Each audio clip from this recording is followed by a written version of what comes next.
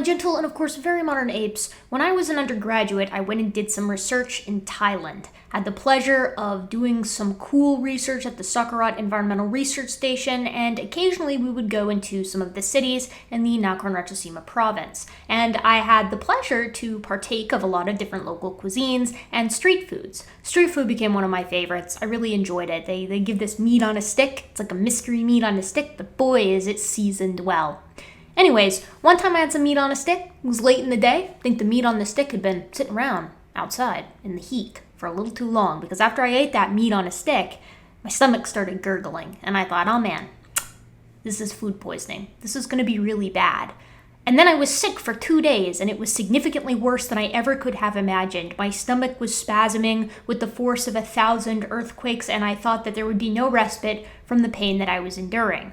And that experience is very analogous to the experience that I had while researching the guy we're going to be talking about today, the world's most dangerous anthropologist, local menace, Robert Sepehr. Now, here comes the part where all the Robert Sepehr fans who are rabid in their defense of their esoteric papa will flood into my comment section and tell me that I'm doing an ad hominem and I'm actually really rude and don't know what I'm talking about. And that's all fine, but that's why I did other appearances and videos where I talked about how Robert, yes, he is a bad person, but he is also just wrong about almost everything he talks about with regard to biological anthropology. So I want to be clear, this is a personal attack, but it's also a professional attack.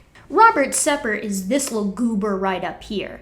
And I'm going to be mean to Robert today. I don't like Robert Sepehr. I think that he's, well, we'll get into that in a minute. But I'm wearing my mean jacket. I'm wearing my rude jacket just so that I can get myself in the proper mindset for criticizing and also taking cheap shots, because that's what we're going to be doing today. Speaking of cheap shots, Robert considers himself to be an anthropologist. He calls himself the most dangerous anthropologist, to be precise, but he never lets you forget that he is, in fact, an anthropologist. My name is Robert Sepehr. I'm an anthropologist. My name is Robert Sepehr. I'm an anthropologist. My name is Robert Sepehr. I'm an anthropologist. My published work is available on Amazon. My name is Robert Sepehr. I'm an anthropologist. My published work is available on Amazon. My name is Robert Sepehr. I'm an anthropologist. My published work is available on Amazon. And we're just going to have to take him at his word there because, as we all know, you're not allowed to lie on the internet, so surely he must be telling the truth. In all seriousness, I can't find any record of Robert being an anthropologist. I've looked. I can't really get any info at all on the guy. I don't know where he graduated from. I don't know what kind of specialization in anthropology he has. He certainly has no publications to his name, but other than that, the guy's kind of a ghost, if you will, which would fall in line with the things he normally talks about. But we're going to go ahead and treat him like he is an anthropologist. We're just going to go ahead and take him at his word, try to avoid calling people overt liars, even though that's something that I'm suspicious of.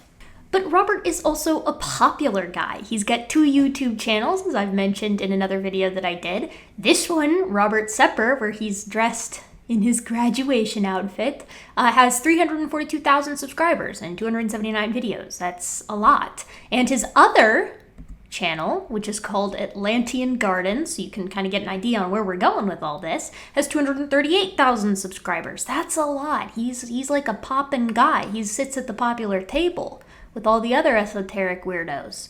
Now, if you click on Robert Sepehr's Amazon link, it will take you to all of his books, of which he also has several. And this is the link that he usually has on all his YouTube videos and in his About section, things like that. Robert is an author, a producer, and anthropologist specializing in linguistics, archaeology, and paleobiology. So like 3 of the 4 subfields of anthropology Robert specializes in. That's not how this works, but that's okay. A harsh critic of the out-of-Africa theory, Sepehr puts forth alternative diffusionist arguments involving advanced antediluvian civilizations, occult secret societies, ancient mythology, alchemy, and astrotheology. And here we have his book. He has Species with Amnesia, Occult Secrets of Vril, Gods with Amnesia, and 1666. And that's it. And then he's got some pictures of him motioning to like ancient artifacts.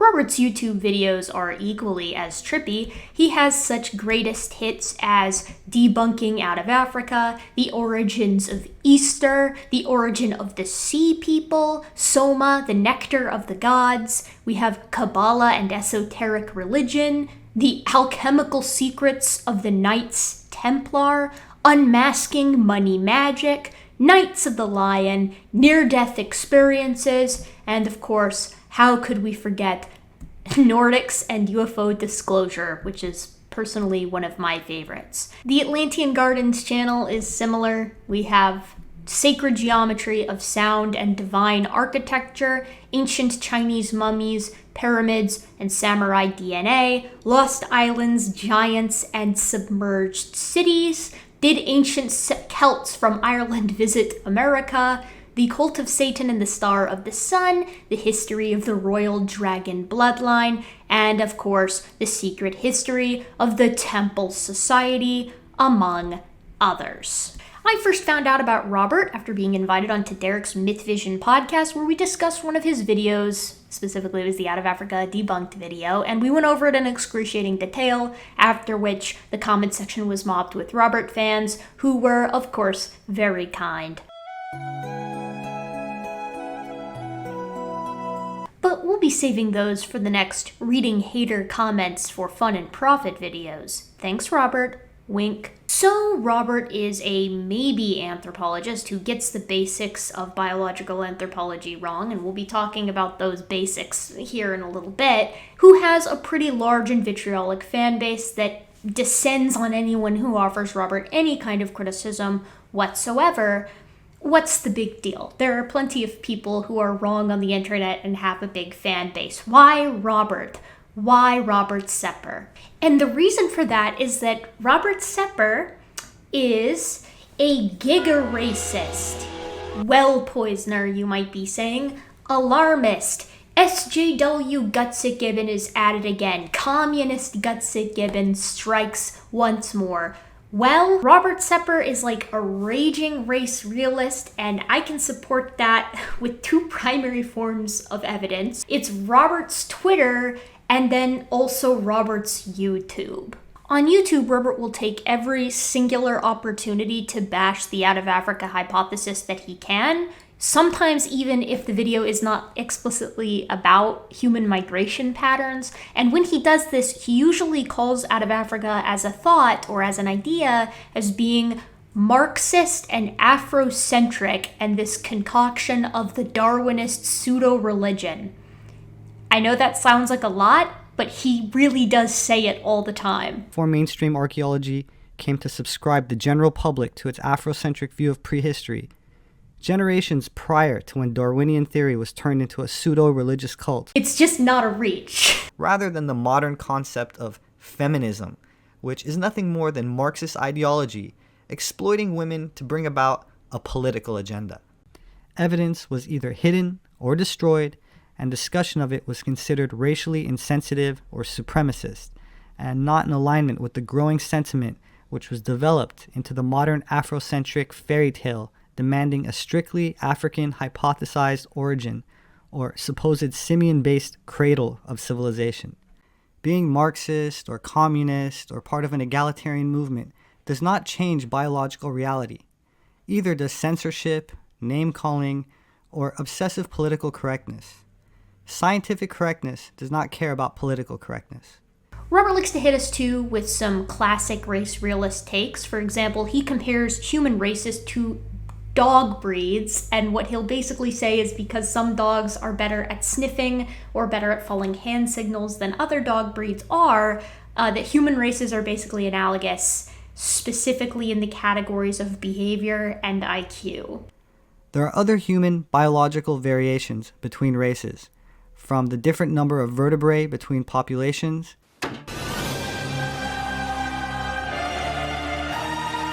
some having an extra rib, and even differences in dentation, meaning teeth.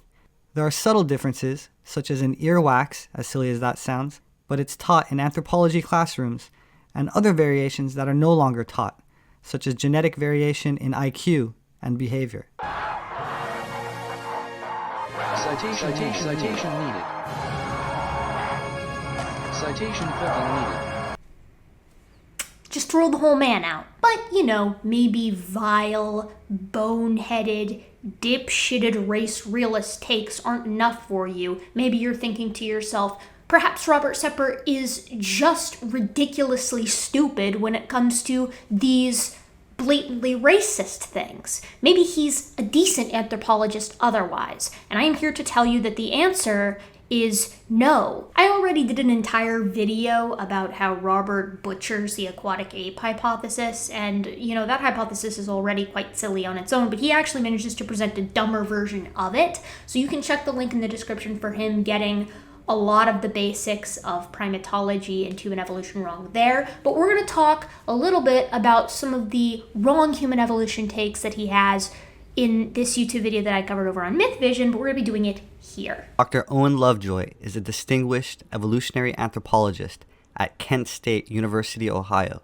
best known for his work on Australopithecine, locomotion, and the origins of bipedalism.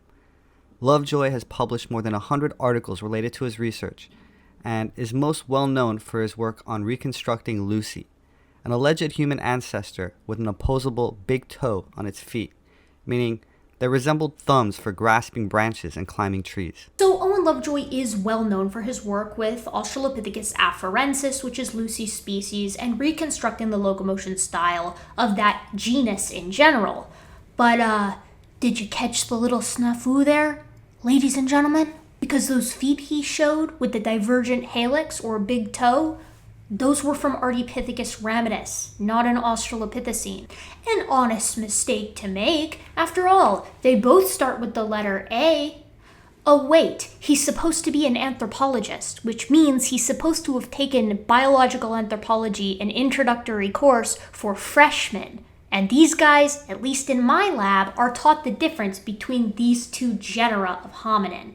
But gutsickgibbon, you might be saying. How do we know that Australopiths didn't have the same type of feet as Ardipithecus, complete with a grasping big toe or halix?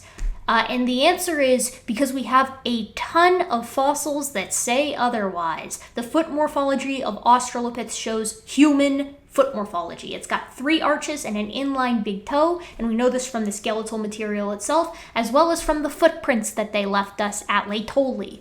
While Lovejoy claimed that Lucy, which was dated to 3.4 million years ago, was at least partially bipedal, he proposes that Ardi, another alleged human ancestor dated to between 4 and 5 million years ago, spent more of its time allegedly walking than Lucy, despite being over 1 million years older. Objectively incorrect. Owen Lovejoy has spent the majority of his career arguing that not only was Australopithecus afarensis a biped when on the ground, but that its bipedal locomotion style and efficiency would have been effectively indistinguishable from that of modern humans. He proposes, and has for a long time, that this level of efficiency emerged very early indeed. So he wouldn't be proposing that Lucy is partially bipedal and spent less time in the trees than Ardipithecus. Now, Owen Lovejoy has published with Tim White, the main Ardipithecus guy, on the locomotion style of this earlier hominin that lived 4.4 million years ago if we're talking about Ardipithecus ramidus, and the two of them together think that, yeah, Ardipithecus was bipedal when it came down from the trees, likely to move from patch to patch, but it was nowhere near the level of bipedality as Australopithecines, which come quite a bit later. It's no wonder he doesn't provide a citation for what he just said, because it's completely inverted from what the truth is. Of course, Lovejoy is still very much in the mainstream, and while he proposes that humans and apes shared a common ancestor that was neither human or monkey, at least he makes it clear that the popular idea that humans are modified chimps is false. He's right on this. Humans are not modified chimpanzees. Humans and chimpanzees are modified Miocene apes. We share a common ancestor, and we diverged around 7 million years ago.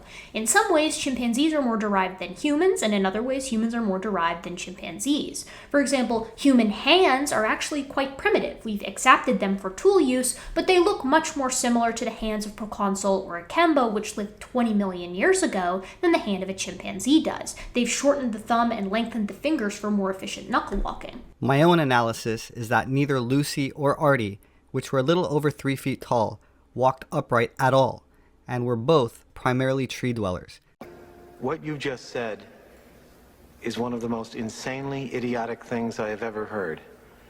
At no point in your rambling, incoherent response were you even close to anything that could be considered a rational thought. Everyone in this room is now dumber for having listened to it. The artistic reconstructions in museums are deceptive, showing erect, upright models with human-like feet, which is a fraud.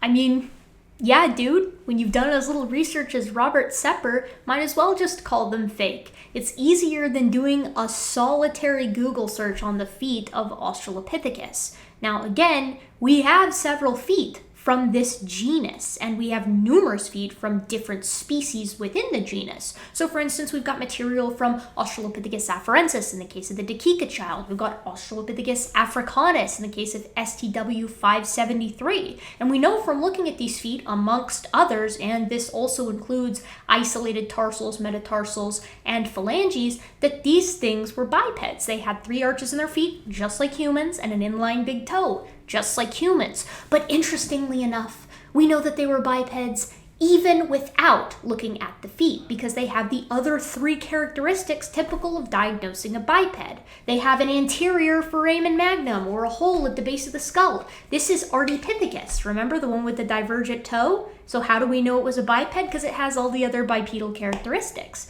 Anterior foramen magnum allows the skull to sit directly on top of the vertebral column, so the organism can keep itself upright while it moves. These guys, both Ardipithecus and Australopithecus, in addition to their anterior foramen magnums, also had bowl-shaped pelvises with sagittally oriented iliac blades. This helps to stabilize the gait by anchoring massive gluteal muscles and also strengthen the pelvic floor. They also had valgus knees, which helps keep the weight directly underneath the body. We know they were bipeds, Robert, but, you know, if that's too difficult for you, just point at them and call them fake, I guess. Like the Piltdown Man, which was a baboon's jaw glued onto a human skull. This man can't even get the hoaxes right. This is how you know. Piltdown Man had no baboon material. It was a human skull with the mandible of an orangutan. He's in the wrong family. Baboons are from the family Cercopithecidae, and orangutans are from the family Hominidae. Not only that, but it had chimpanzee teeth that were inserted in place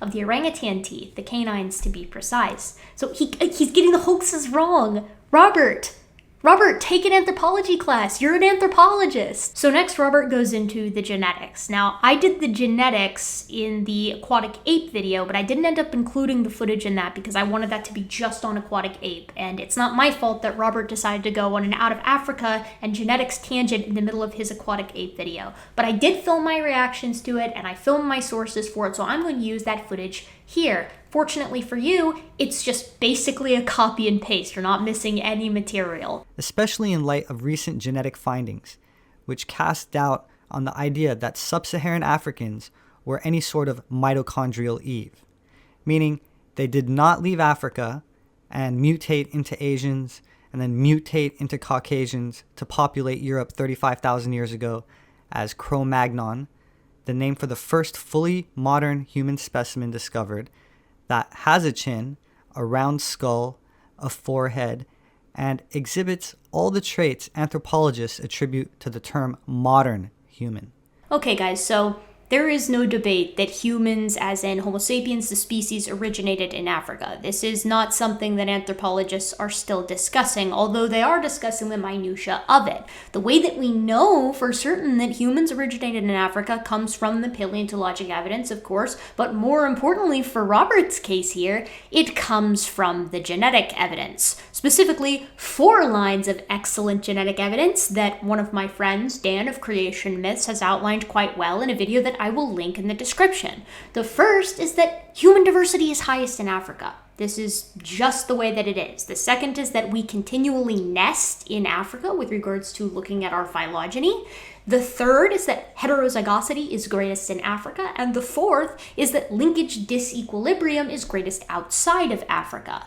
Let's look at these in a little bit more detail with some sources. Okay, time for paper number 1 to show why Robert Sepehr doesn't know what he's talking about. Again, special thanks to Dan of Creation Myths because he's the one that gathered all these together for a different video. So this paper is by Yu et al. 2002 and it's titled Larger Genetic Differences Within Africans Than Between Africans and Eurasians. So what this is effectively looking at is diversity, and we know because of the basics of population genetics that as organisms leave the population that they were born and raised in and split off with other little members of their group to found new populations elsewhere, their genetic diversity is going to be lower than the place that they originated. This is called the founder effect, and it's a type of genetic drift. So if humans originated in Africa, what we should expect is that Africans, or folks who live in Africa and were born there and descend from individuals who are from there, should have greater genetic diversity than non-Africans.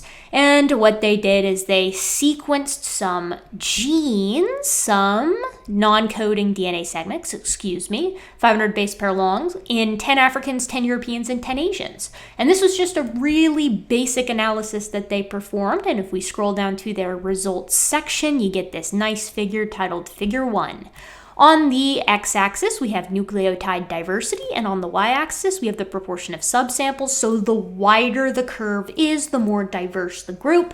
And as we can see, African individuals are a part of this wider group here, meaning that they have more genetic diversity than these skinnier little pyramid shapes here, or little triangle shapes here, that are made up by Europeans and Asians.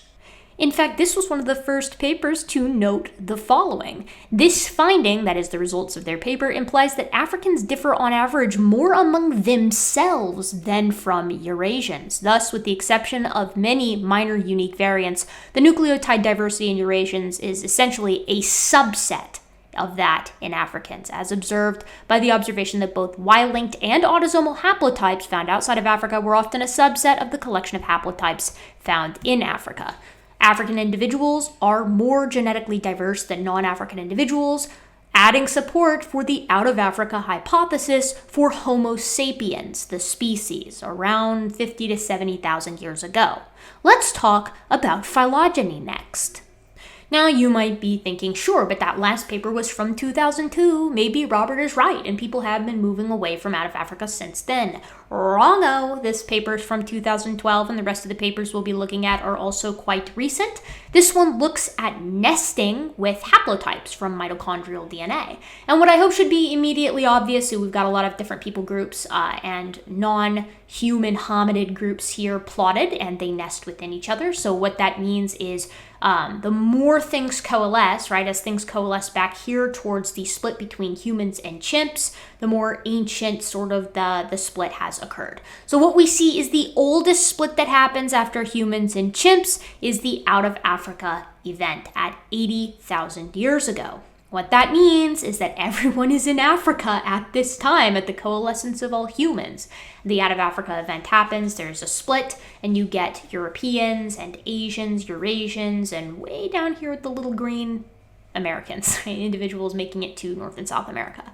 And in a heat map down here, you can see it even more starkly with the L0 most ancient haplogroup being right here in sub-Saharan Africa. Subsequently, we've got L2 and L3, slightly less ancient, but ancient nonetheless, more ancient than all of these other different groups, and slowly everything spreads out. So everything nests using mitochondrial mitochondrial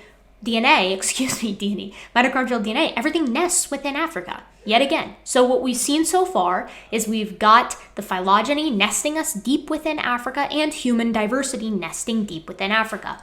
What else can we compare?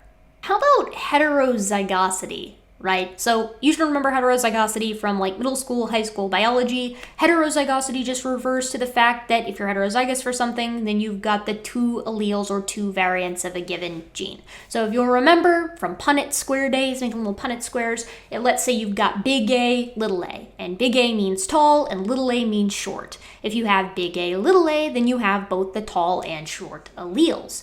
Now, let's say you have big A, then you've got both tall alleles and you're homozygous dominant. If you have little a, then you've got both the short alleles, the little a alleles, and that means you are homozygous recessive for that trait. Now, due to things like genetic drift, which is a classic mechanism of evolution, if you've got this big ancestral population and little subpopulations split off from it or butt off from it to go do their own thing, they have a higher possibility for the homozygous individuals to reach fixation in those groups, right? So if you're little a, it's going to be pretty hard to move to fixation in a big population. But if you manage to be present in a small population, your odds are a little bit better. So what this means is that the more heterozygous a population, the older or more ancient or more diverse it is. So what that basically means is if a population is super homozygous, it probably split off from a different heterozygous population and is thus not the ancestor of all other populations.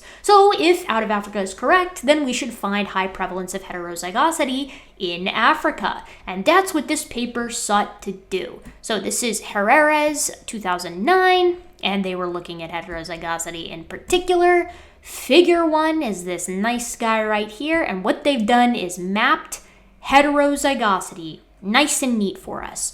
Move up a little bit here so you can see. Okay, so in pink we have the Americas, turquoise, is Central and South Asia, Sub-Saharan Africa is going to be in red. So what we should expect to see is that the redder the individual, the more heterozygous the population. And as you scroll down here to D, what you can see is that red individuals are indeed the most heterozygous. The conclusion that they state is our analysis both confirm and extend previous studies. In particular, we highlight the impact of various dispersals and the role of substructure in Africa on human genetic diversity. We also identified several novel candidate regions for recent positive selection, which is pretty cool. Among the novel candidate genes were 2 genes involved in the thyroid hormone that show signals of selection in African pygmies that may be related to their short stature. So a third paper, heterozygosity, again supports out of Africa or a human origin in Africa. What should we do next? I think we got one more paper to discuss. Lastly is linkage disequilibrium. So linkage disequilibrium should be higher as you move away from Africa because linkage disequilibrium is indicative in part of small populations. Small populations tend to split off from larger ones, so we should see linkage disequilibrium increase as you move away from Africa. So this study did something really cool. They took the capital of Ethiopia, which is Addis Ababa, and they basically plotted relative levels of linkage disequilibrium or equilibrium as you move further and further away from Addis Ababa. And as you can see again here, this is the SNP haplotype heterozygosity versus distance from Addis Ababa or AA, and you get this linear regression slope.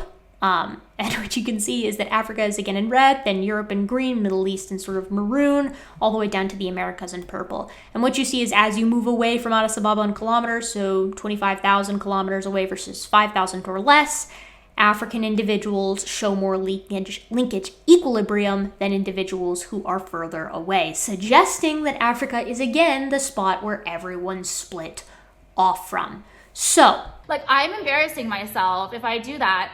I was also thinking about getting a sticker on my G-top.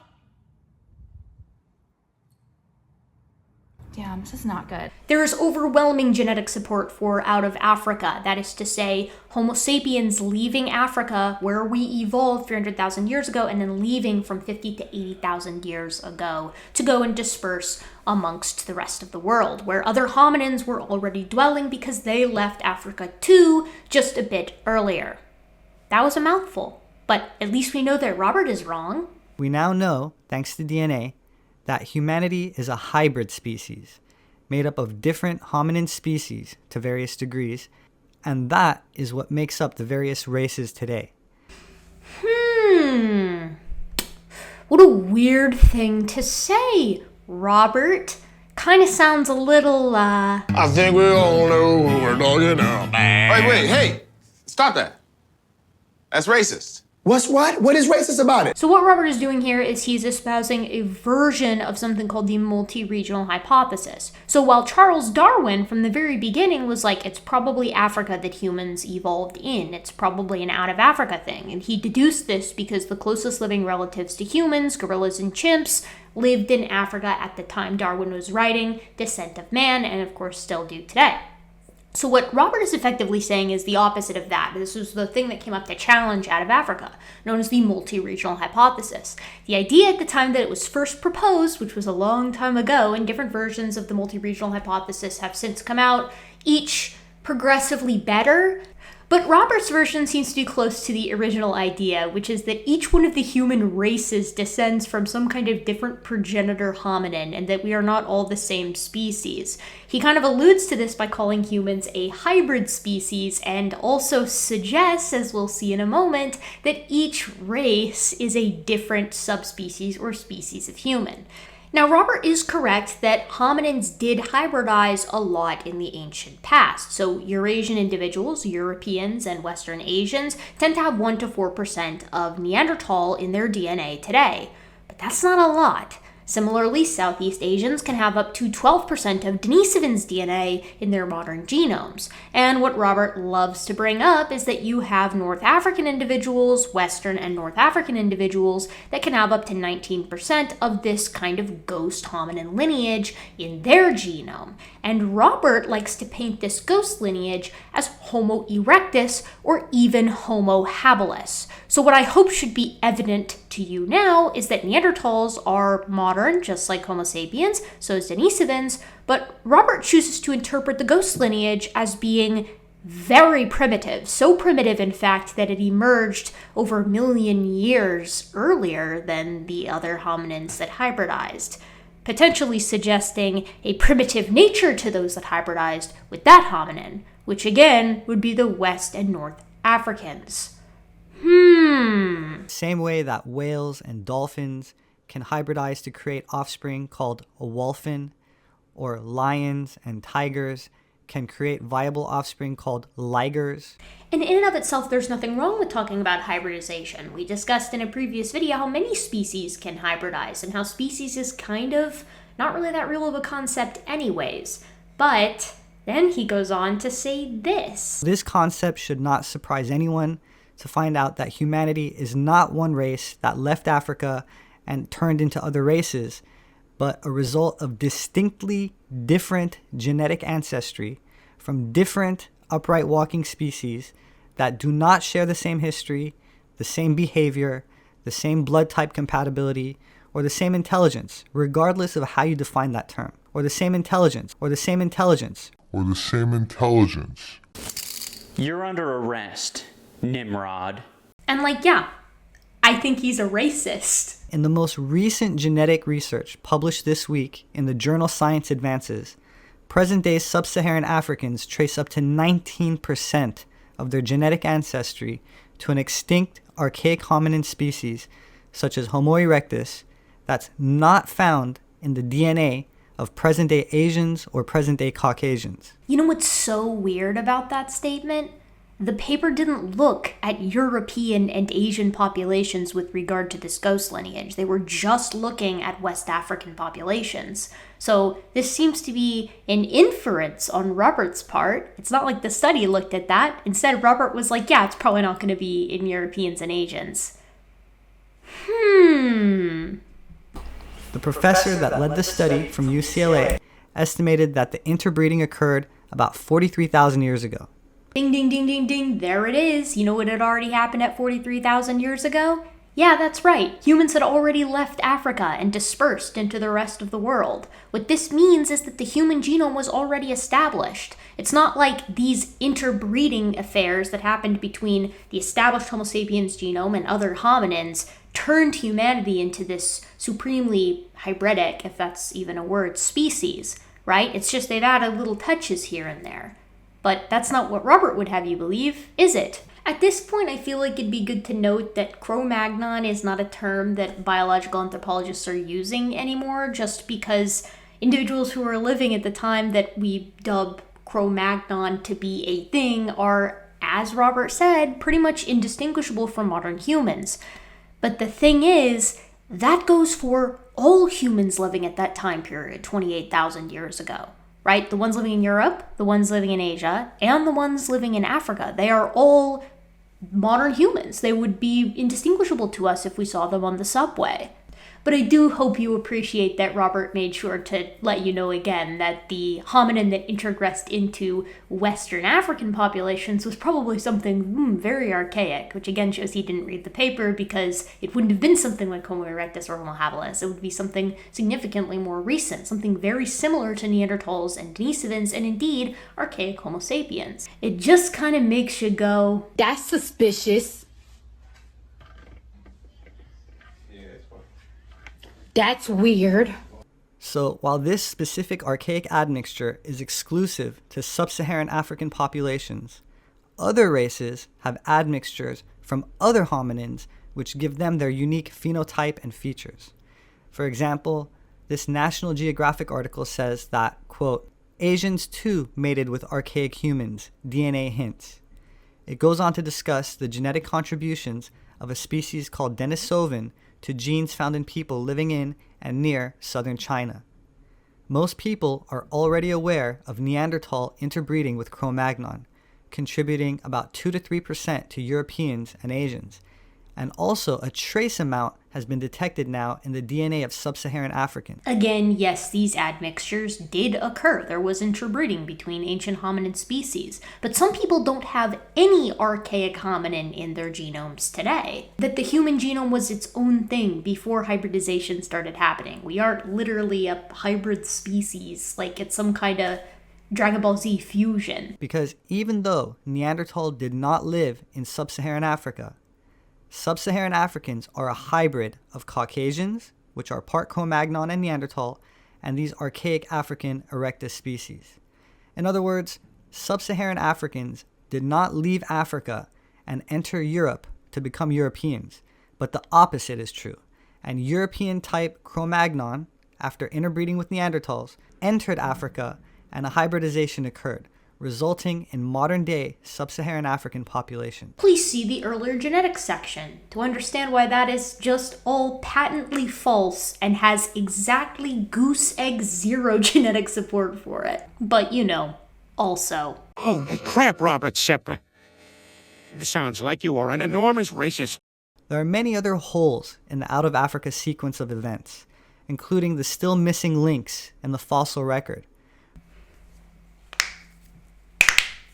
Don't mind if I do, Robert. From 7 million years ago to now, we have an absolute glut of hominin species, all making up steps on this ladder towards extant modern hominins. Oh, Robert, you silly goose, we have so many hominins, we simply don't know what to do with all of them. Let's name them all, spanning from 7 million years ago to present. Sing along with me. We have Sahelanthropus chilensis, Aurorantuganensis, Ardipithecus cadaba, Ardipithecus ramidus, Australopithecus anamensis, Australopithecus africanus, Australopithecus afarensis, Australopithecus garhi, Australopithecus diarmida, Australopithecus barrel-ghazali, Australopithecus sediba, Paranthropus robustus, Paranthropus ethiopicus, Paranthropus boisei, Homo habilis, Canianthropus platyops, Homo rudolfensis, Homo georgicus, or Homo erectus, depending on who you talk to, Homo ergaster, or Homo erectus, depending on who you talk to, and Homo erectus. All of these in Africa, all of them before the emergence of any of the modern members of Homo, which would merge after Homo sapiens leaves Africa, and indeed Homo erectus before it. After Homo erectus leaves Africa, we see the emergence of things like Homo neanderthalensis, Homo denisovans, or Homo longi, depending on what ends up happening there, Homo floresiensis, Homo luzonensis, and Homo naledi, and indeed, probably many more, whom we will continue to find. You'll notice that of all of those hominins, where do we find most of them? Yes, that's right, Africa.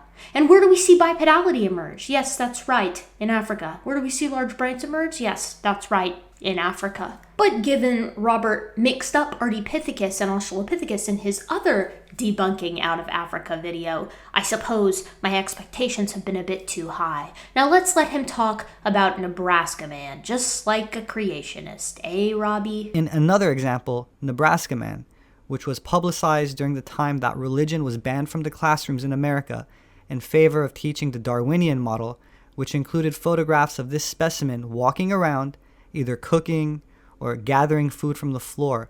And despite the beautiful artistic interpretations, This too turned out to be based on a pig's tooth, which does look very similar to a human tooth, but all the images were imagination and speculation.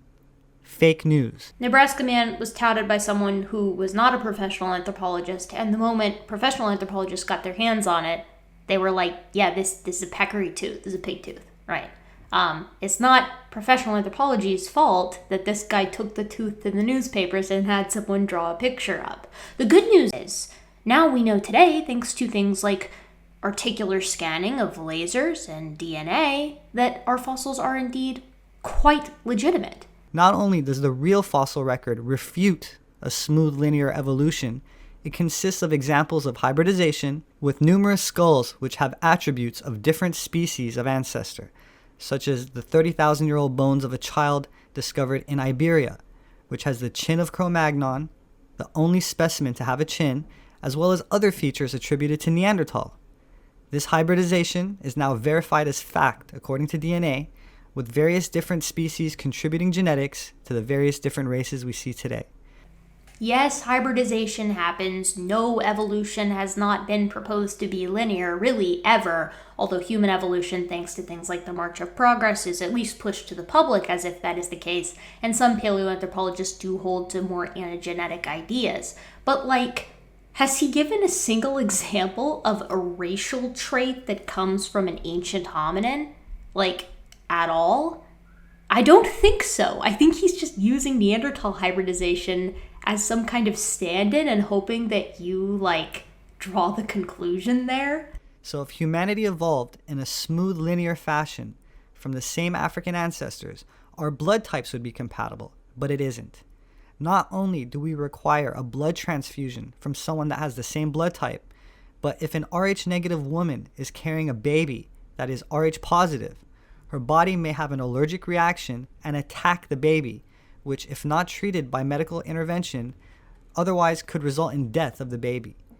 This does not seem natural, especially since I was unable to find one single primate specimen that has Rh negative blood.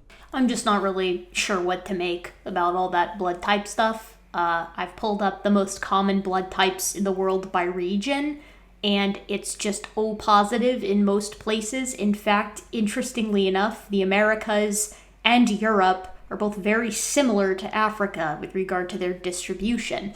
Then you start talking about being Rh negative. Being Rh negative is really uncommon too. In fact, I'll show you a little graphic up here. It's 93% are Rh positive, and the rest are Rh negative. That's not very common. And it's really weird that he seems to be focusing on that, but I did learn that there is a whole host of people that think Rh negative blood comes from either aliens or some kind of Atlantean super race. I will leave it to you to guess which one Robert favors.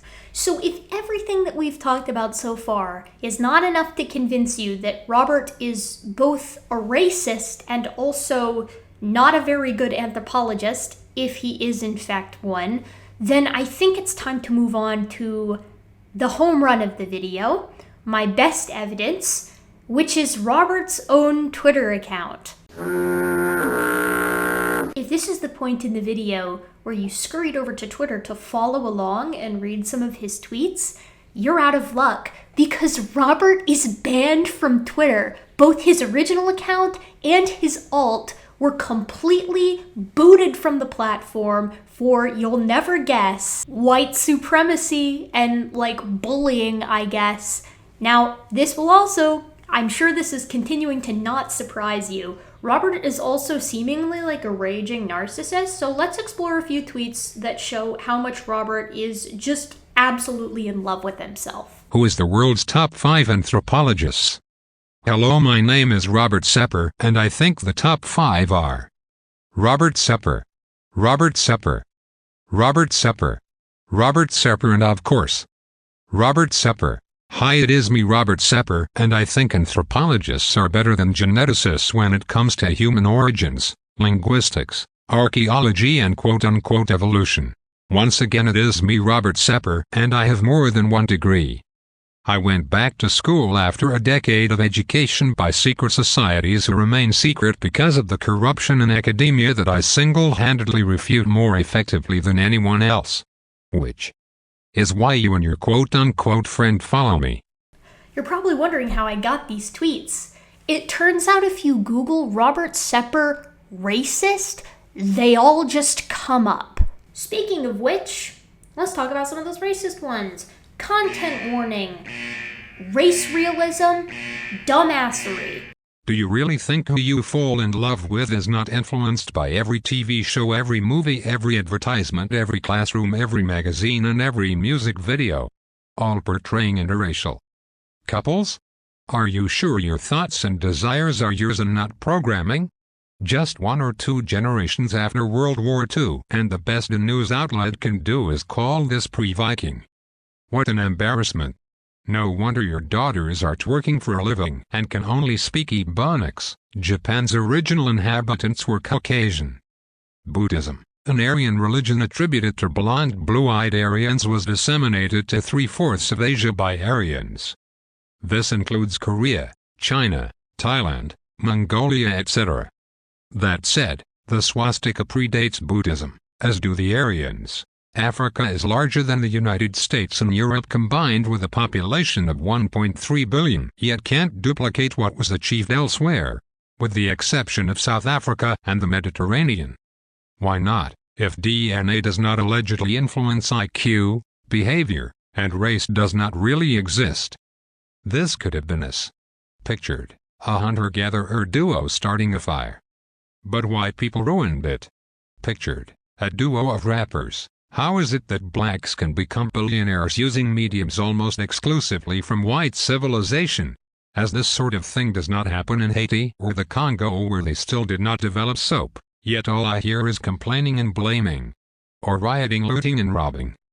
I hate Robert Sepehr, a vile septic tank of a human being that manages to be both wrong and racist, and wrong because he is a racist. He's a stain on anthropology, and I don't even think he's an anthropologist. You have my permission to annihilate Robert Sepehr apologists in the comment section and in the chat if and when they show up to defend this absolute piece of shit, saying he's not racist, he's just speaking the truth. No, he is not. He's a pompous, ignorant clown, and he's not worth the construction paper that he drew his fake degree on. And if Robert did actually get a degree in anthropology, I'd be asking for a refund.